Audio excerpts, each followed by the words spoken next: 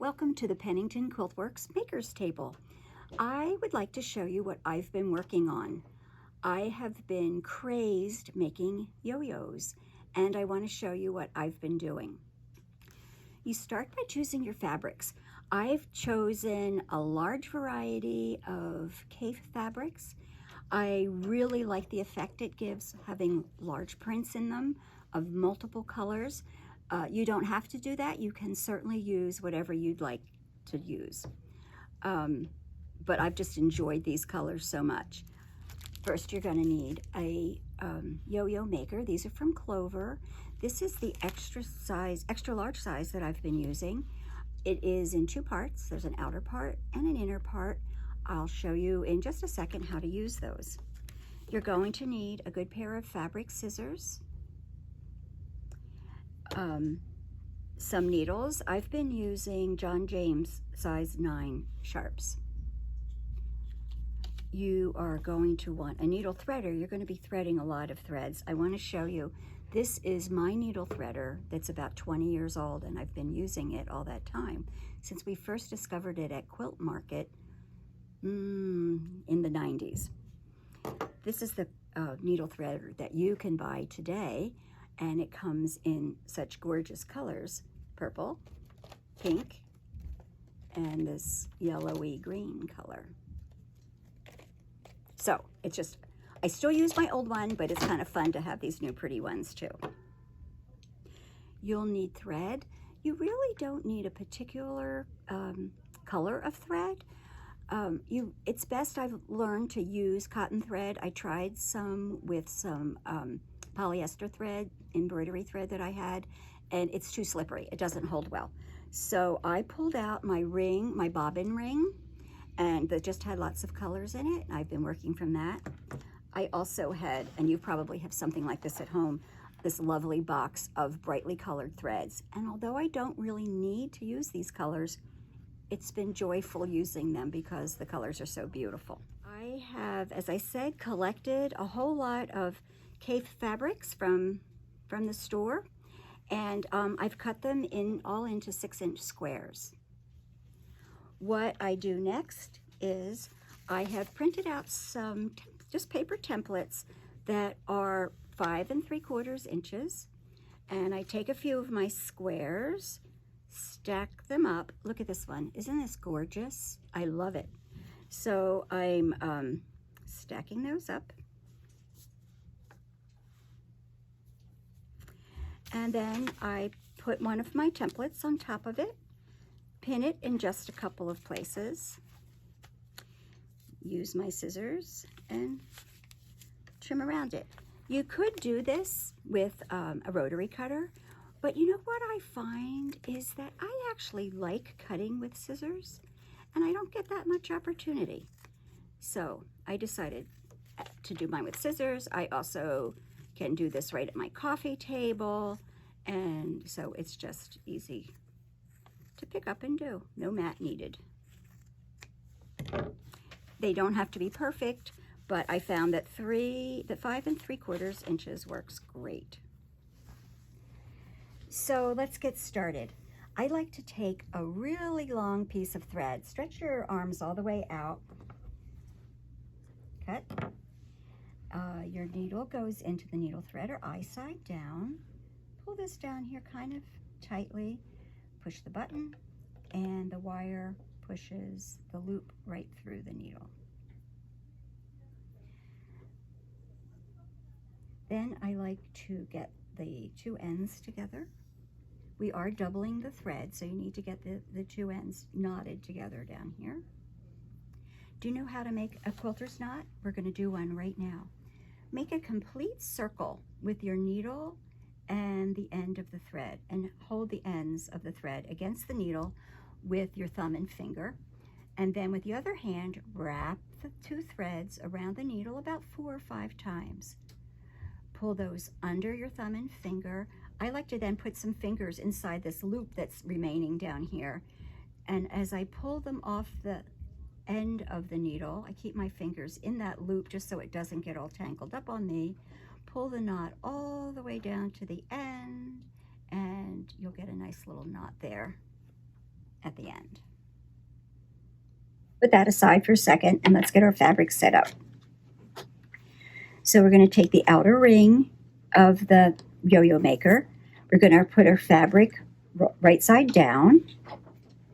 We're going to notice that we can see the lines on the inner portion of this, and you're going to pop it into the outer ring, just kind of centering the fabric a little bit.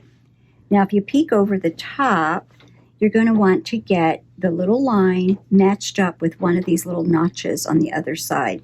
That'll be make sure that you can sew through everything the way you're supposed to. And then this actually clicks into place. So click, and it's all in there securely. Then we're going to sew from this side. I'll pull this over just a little bit. So I'm going to take my threaded needle, I have the knot in the end, and I'm going to hold the seam allowance down with my left thumb as I push the needle up through one of the holes on the other side. Now as you start, you have to be on, looking from the back, you're on the right hand end of one of these little curves. So that's where you have to start. Comes through to the other side, pull the knot all the way up, and then go back down. So that on this side, the thread is always through the little crescent kind of opening there. And really, we just go back and forth around the whole thing. Just be sure you're going back to front and front to back. It is not unusual. I've done it before, that especially if I stop in the middle, I get the thread going around the edge of it instead of back and forth. But I'm just going to sew around here. So I'm coming close to the end here. Just have a few more stitches up and down to take. As you do this, be sure that you are not allowing any knots to go into your thread, because if you do, you're sunk. You have to start over again. You have to be able to pull the thread freely as we get to the end. So I've completed. I'm on the seam allowance side. I've got the thread that I just finished, and here's my knot over here. I'm going to pop up out the inner section, and the fabric is still attached here, but I just open the seam allowance just a little bit, and I can start taking out that center section there. Next, we have to gather this up into the yo-yo. I like to start here with the knot end. I need some length on that end, so that way I make sure I get it, because at the end I need to knot everything. So I pull that all the way around, then I go to the needle end and continue pulling. You have to make sure you're tucking the seam allowance in as you go. When I get pretty much tied up, I like to cross the threads. Let me see which way I want to go here. And continue pulling until the circle is pretty tight in the middle. I like to have a little bit of opening there. I don't like it pulled so tightly that it scrunches all together. It should end up being nice, graceful folds on it. Look at how, if I pull it this way, I'm actually pulling them apart again, but if I turn it so that the threads are crossed, I am actually pulling it together. So once I get that far, then I'm going to knot the two ends together twice. So I've got the needle on one side and just the knot on the other. Once I make that first knot, I'm able to pull it down a little bit tighter and then knot again. Then I like to be sure I have that opening in the center as much as possible. I'm going to take the needle end, try to sort it out from the other end, and poke it through the center to the back, and I'm going to take two little knots on the back. I take a little stitch, which makes a loop, and then I go through that loop twice and do it again.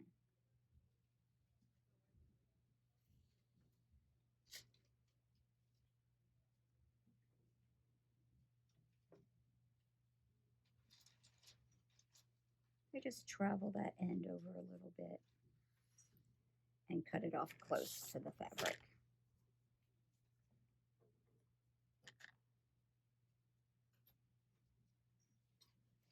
Next, I'm going to do the same thing with the other end.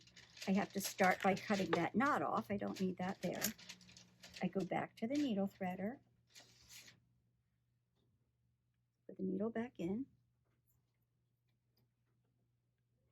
It's a little bit harder to do this because you do need both threads to go through the eye. Sometimes it doesn't do it on the first take. Let's see what happens. It did. We have a loop of both of the threads. Again, go through to the back. Little stitch. Through the double loop.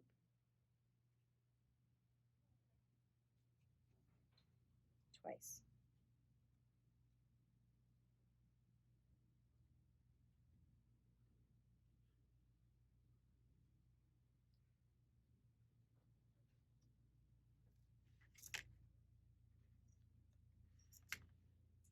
There we are. Very graceful little pretty purple yo-yo. Are you wondering what we are going to be doing with all of these yo-yos? I know exactly what I'm doing with mine. I'm going to make 49 yo-yos, and I'm going to put them on a pillow top. I've done this once before, but I had to give the pillow away. But I'll be constructing it in my favorite way, which is from Terry Atkinson's book that we have here in the store, Simple, Fun, and Quickly Done. Everything that we've used here today will be on our website under the Yo-Yo Project, including a pack of 6-inch squares. I think I'll give you 60 of them. You need to make 49 if you're making it just like mine, but you'll have a few extra that way. And they're going to be the exact or almost the exact fabrics that I have here. Thanks for joining me for our little yo-yo project today, and I hope you have as much fun making yo-yos as I've been having.